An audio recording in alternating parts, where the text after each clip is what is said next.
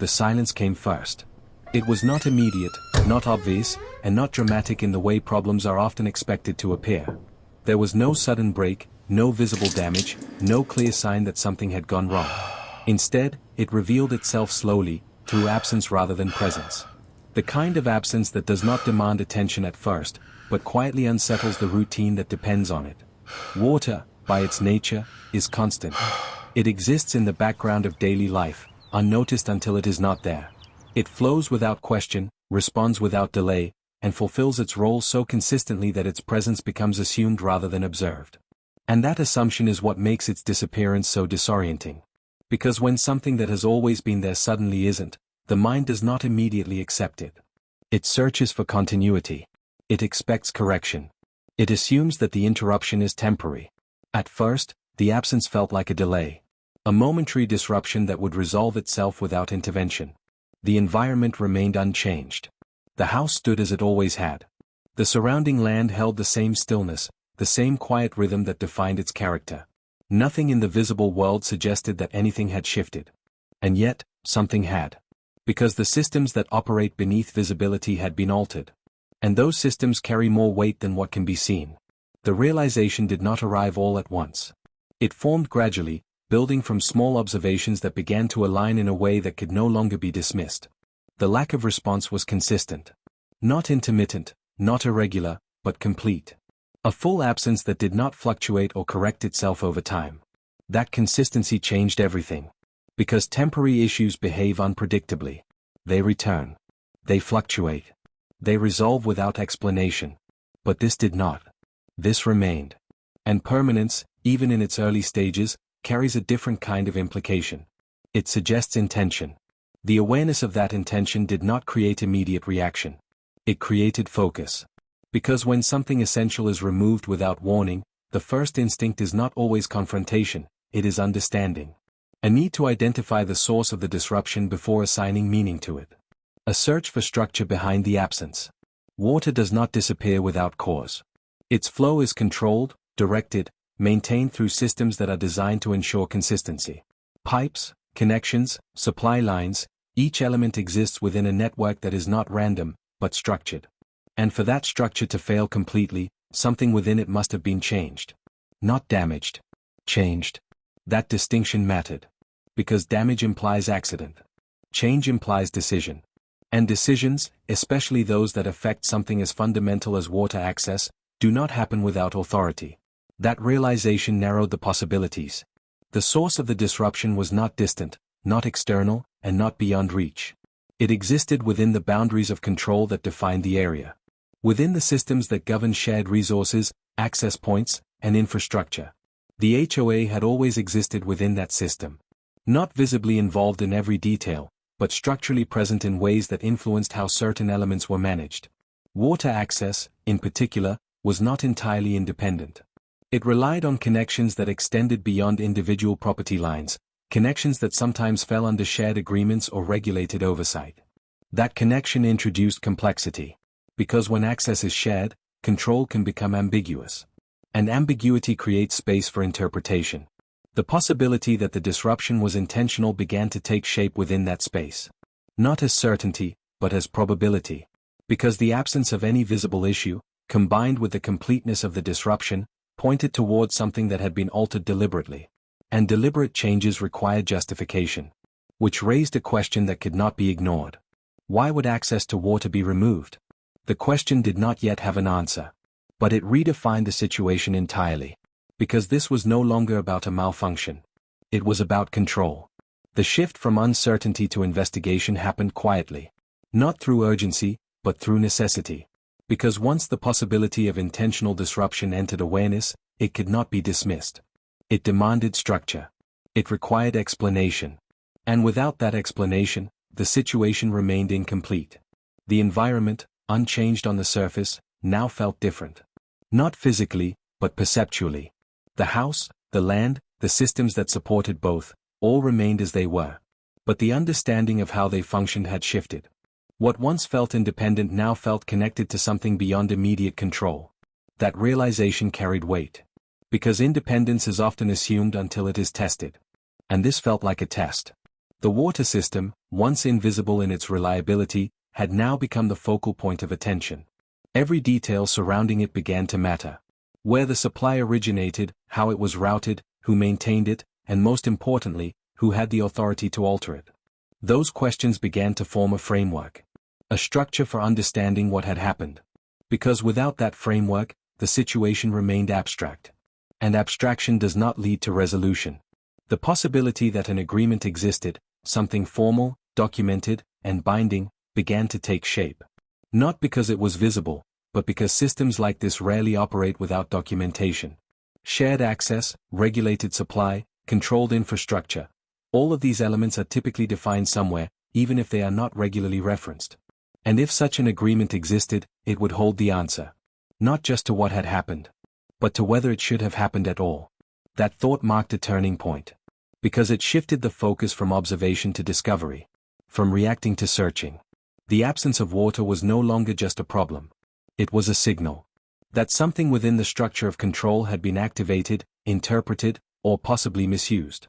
And if that was true, then the resolution would not come from waiting. It would come from understanding. Completely. Because only by uncovering the underlying agreement, the rules that defined access and authority, could the situation be brought back into clarity. And that clarity was now the only path forward. The absence of water did not exist on its own. It connected to something larger. That realization formed gradually, not as a sudden insight, but as a quiet expansion of awareness. Because systems like this do not fail in isolation. They are part of networks, layered, structured, and often more complex than they appear from the surface. And when something within that network changes, the effects ripple outward, touching everything connected to it. The house remained unchanged. The land remained still. But the system that supported both had shifted. And that shift demanded context. The water supply, once taken for granted, had always been part of a broader structure that extended beyond the boundaries of the property. It was not entirely independent. It relied on connections, pipes that ran through shared areas, access points that were not entirely within private control, and agreements that governed how that access was maintained. At the time those systems were established, their complexity had not mattered. Because they worked. They functioned without interruption, without dispute, and without the need for constant attention. Their reliability made them invisible, and that invisibility created comfort. A sense that everything was stable, that nothing needed to be questioned. But stability, when unexamined, can create assumptions. And assumptions, when left unchallenged, can lead to misunderstandings. The realization that water access might not be entirely independent introduced that possibility. That perhaps the system had always been governed by conditions that were not fully understood. That its reliability had masked underlying dependencies that only became visible when something changed. That thought shifted everything. Because it meant the issue might not be new. It might have existed all along. Hidden within the structure. The HOA, as part of that structure, operated within a framework of rules, agreements, and authority that extended into shared infrastructure. While it was often associated with visible elements, maintenance, property standards, community rules, it also held influence over less visible systems. Utilities. Access points. Shared connections. And within those areas, authority could become complicated. Because shared systems require coordination. They require rules that define who is responsible, who has control, and under what conditions that control can be exercised. Those rules are not always simple. They are often layered, shaped by agreements made long before, sometimes revised, sometimes interpreted differently over time. And it is within those layers that problems emerge. The more this structure was considered, the more it became clear that the water supply was not just a physical system, it was a contractual one. Its operation depended not only on pipes and flow, but on agreements that defined how it could be accessed, maintained, and, if necessary, restricted. That last possibility carried weight. Because restriction implies authority. And authority must be justified. The question was no longer whether the water had been shut off. It was who had the authority to do it. And under what conditions. The HOA, by its nature, did not control everything. Its authority was defined. Limited. Structured by bylaws and agreements that outlined exactly where its influence began and where it ended. But those boundaries are not always clear in practice. They can shift, not officially, but through interpretation. Through assumptions that expand authority beyond its intended scope. And if that had happened here, then the situation was not just about water. It was about overreach. The idea did not emerge as accusation. It emerged as possibility. Because without access to the full structure of agreements, there was no way to confirm whether the action taken was justified or not. The absence of water was a fact. But the reason behind it remained unclear. And clarity was necessary. The more the system was examined, the more it became apparent that documentation would hold the answer. Somewhere within the framework of property records, HOA bylaws, or utility agreements, there would be a definition of how water access was structured. A clause. A condition. A limitation. Something that explained the relationship between private property and shared infrastructure. And within that explanation, there would be truth. Because systems like this do not operate without record. They are defined in writing. Even if that writing is not often revisited. The possibility that a hidden agreement existed began to take shape, not as something secret, but as something overlooked. A document or clause that had always been there, but had never needed to be referenced until now. That is how many disputes begin. Not with new rules, but with old ones being applied in ways that were never expected. The idea that the water could be shut off suggested that someone believed they had the right to do so. That belief had to come from somewhere. From a rule, an interpretation, or an agreement that provided the foundation for that decision. And if that foundation existed, it could be examined, tested, confirmed or disproven. That realization shifted the situation from passive confusion to active investigation. Because the absence of water was no longer just a problem to endure. It was a problem to understand. And understanding required evidence. The environment, though unchanged visually, now felt layered with unseen structure.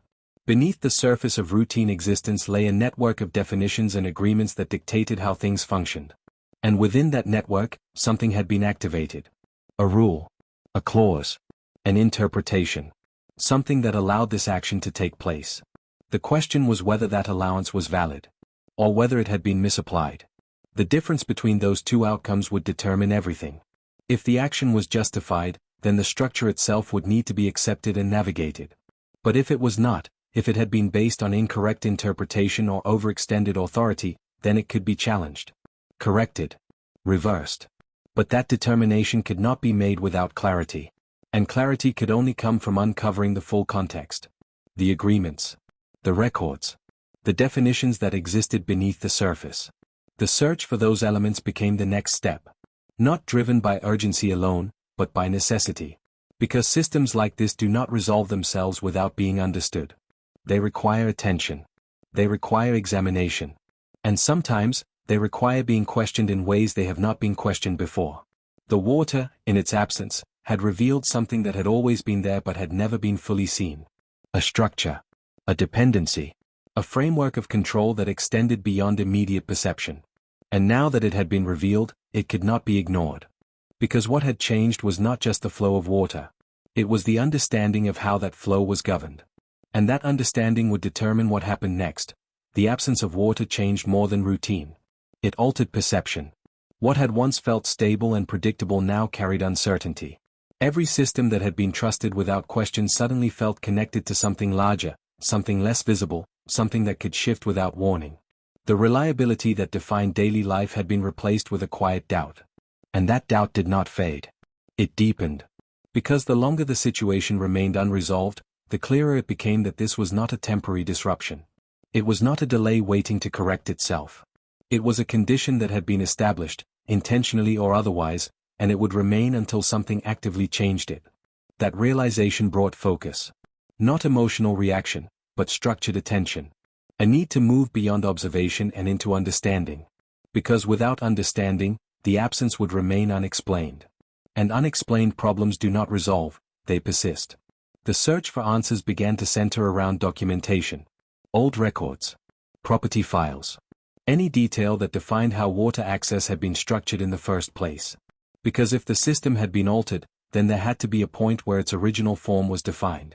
A baseline that could be compared against what was happening now. That baseline became the objective. The more those records were considered, the more it became clear that the answer was not going to be simple. Systems like this are rarely defined by a single rule. They are built through layers, agreements added over time, adjustments made under specific conditions, clauses that only apply in certain circumstances. And somewhere within those layers, there had to be a detail that explained what had happened. The emotional weight of the situation remained present, but it no longer dominated the response. It guided it. The investigation did not remain contained. Because systems like this rarely affect only one point without influencing others. As attention shifted toward understanding the structure behind the water access, it became clear that the situation might not be entirely isolated. Others within the area began to take notice. Not through direct involvement, but through observation. Questions began to surface, about how utilities were managed, about what authority existed over shared systems, about whether similar conditions could apply elsewhere. The absence of clear communication became more significant. Because actions that affect essential resources are expected to be visible, documented, and explained. When they are not, they create uncertainty, not just for one individual, but for anyone connected to the same structure. That uncertainty began to spread. Quietly at first. Then with more focus. The HOA, which had once operated without close examination in this area, became the center of that attention. Not through confrontation, but through scrutiny. People began to consider how authority was being applied, whether it aligned with documented rules, and whether those rules had been interpreted correctly. The situation shifted from private concern to public question. And that shift created pressure. Because once a system is examined collectively, it can no longer rely on assumption alone. It must be able to justify its actions clearly. It must align with its own structure. And if it does not, that misalignment becomes visible. The water access issue, once seen as an isolated disruption, now represented something broader. A test of how authority was being exercised. And whether that authority remained within its intended boundaries. Because the issue was no longer just about inconvenience. It was about clarity. And clarity, once pursued, becomes difficult to abandon. The answer, when it came, was not dramatic. It was precise. Hidden within documentation that had existed all along, but had not needed to be examined until now. The agreement, once located and understood, revealed the structure behind the system in a way that removed ambiguity.